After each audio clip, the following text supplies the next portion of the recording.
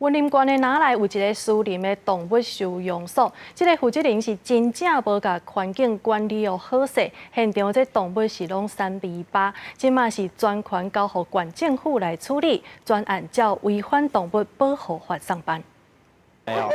接到民众的检举，防疫所的人员甲警方来到云林哪来这间私人猫狗的收容场，会当看到有真侪狗仔甲猫仔拢互人关伫咧笼仔内，敢若用简单的篷布挡掉咧，毋是伫咧铁皮厝内底，无就是伫咧门口埕。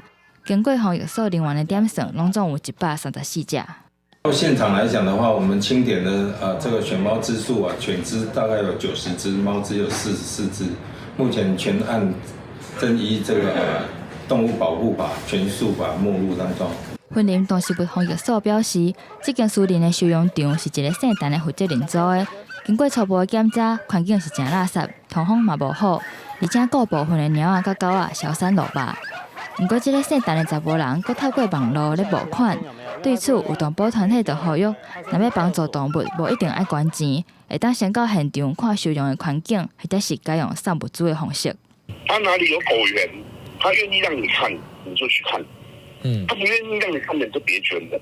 他不能光是在网络上面，光是看一些照片，跟看一些文章，然后一时的同情心，你就把钱捐给他。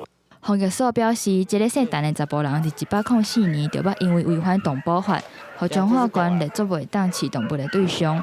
即摆疑似佫用救猫仔甲狗仔的名义咧募款，不过所无提供事实的环境，迄若募款的金额偌济，佫需要厘清。专案依照违反动保法上班。